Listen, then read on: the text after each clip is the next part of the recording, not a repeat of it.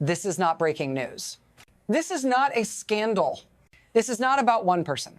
This is the quiet unraveling of a system we thought we understood, a system designed to constrain power, to separate authority, to ensure that no one, no matter how high, can wield unchecked influence.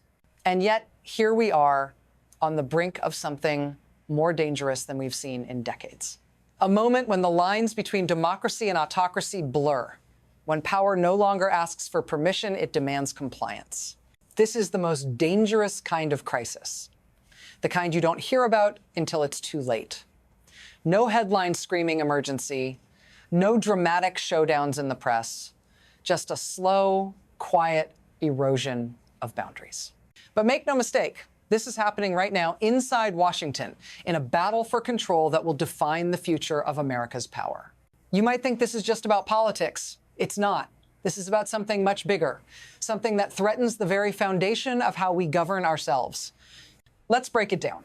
What controls Washington right now is not law, it's not principle, it's not even the Constitution, that relic we were told could never be ignored. No, what really controls the system today is something far more primal. Power. Raw, unchecked power. And it's being wielded not by the president alone, but by a growing network of individuals and forces who want to keep the machinery of government in constant motion. They want chaos. They want confusion. They want the system so distracted by crises, so busy responding to one emergency after another, that it never has the chance to stop and ask, is this right? Is this legal? Is this how it's supposed to be? The moment we're in is not a crisis of one man, one party, or one election. It's a systemic collapse, the disintegration of the very structures that were put in place to stop this from happening.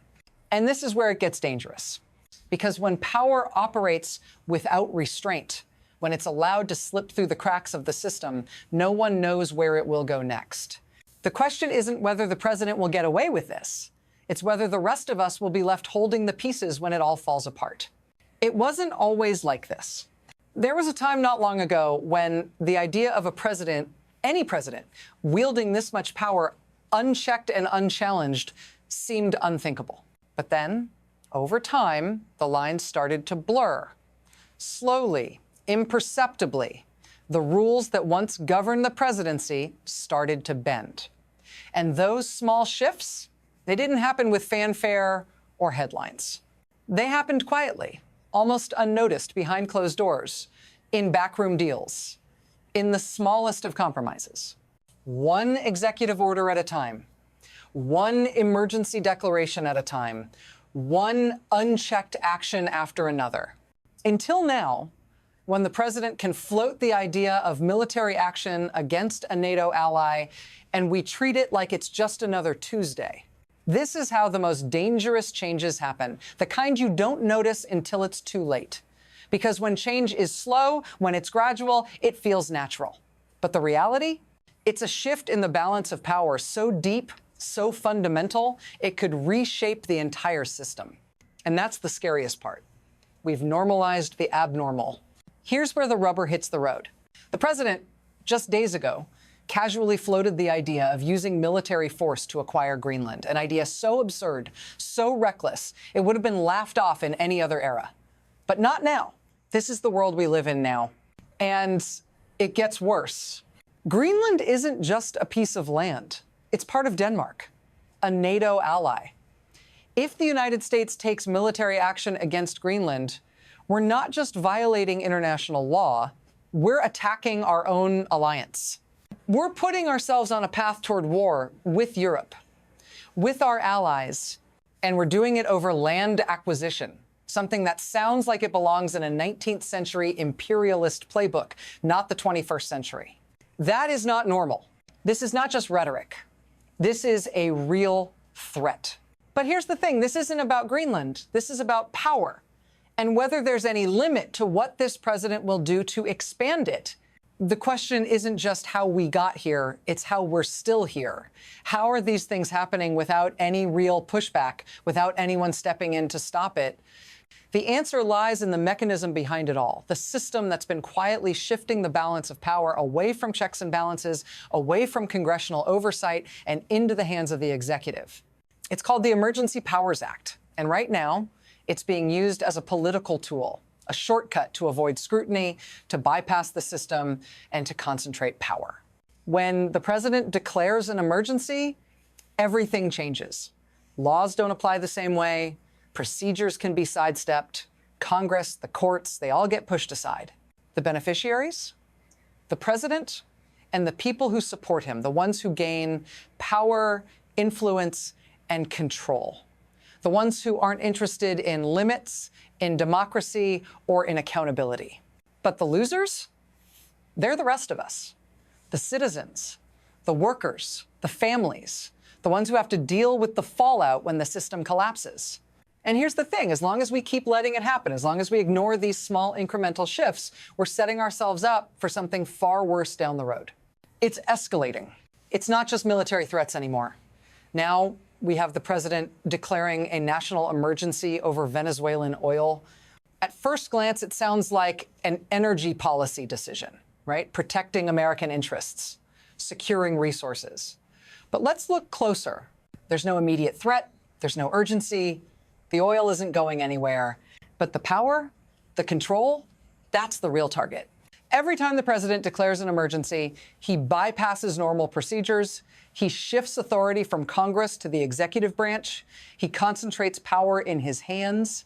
And the worst part, this isn't just about one policy. It's a pattern. Every time the heat is on, every time scrutiny rises, there's a new crisis, another emergency, another way to dodge accountability. This is manipulation, plain and simple, and we're letting it happen.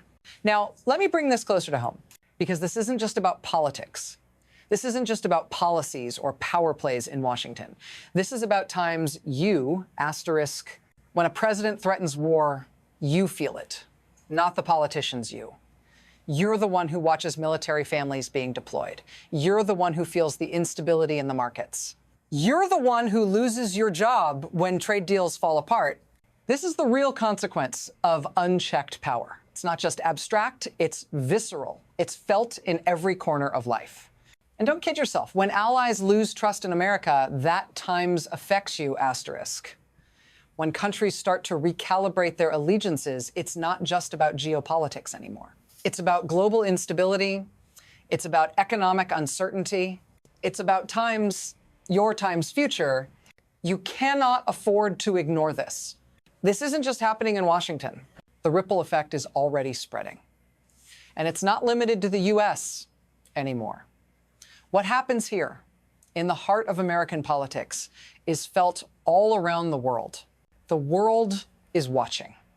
And what they're seeing is terrifying. The stability we've always relied on, the predictability of American power, is starting to look uncertain. When America threatens its own allies, when a president treats military force as a business negotiation, those ripples reach far beyond Capitol Hill. NATO countries are questioning their commitments. The European Union is recalculating its alliances. China and Russia are watching closely, ready to exploit any weakness. This is no longer a U.S. issue. This is a global times issue, and it's just the beginning. So where does this go from here? There are three possibilities. One, asterisk, asterisk, adjustment, asterisk, asterisk. Congress steps up. The War Powers Resolution passes. The emergency powers are reined in. There's a correction, a return to balance. The system functions as it was designed to. Two, asterisk, asterisk, erosion, asterisk, asterisk. The system weakens, Congress continues to abdicate its role, the president gains more power, and the checks and balances we once relied on crumble. Slowly, the rules stop mattering. Three, asterisk, asterisk, rupture, asterisk, asterisk. The system breaks. The boundaries that once constrained presidential power vanish. We reach a point where the office itself is no longer part of the system. It times the system. And with that, everything changes. The question isn't if times this will happen, it's which one of these will play out. And the scariest part, we don't know yet. This isn't over, not by a long shot. The rules of power are being rewritten before our eyes. We're watching democracy bend, and we don't know yet if it will break. There are still moments left, moments when Congress can act, moments when oversight can be restored, moments when the public can demand accountability. But those moments are slipping away. If this trend continues, we'll wake up in a country where the president's word is law and the system of checks and balances is nothing but a memory. That's the future we're facing. And it's not inevitable. But the window for action is closing. So what happens next? It depends on all of us. It depends on whether enough people stand up, whether enough lawmakers do their job. It depends on whether we still believe that democracy is worth defending even when it's inconvenient. The clock is ticking. Watch closely. If this helped you understand what's happening, subscribe now.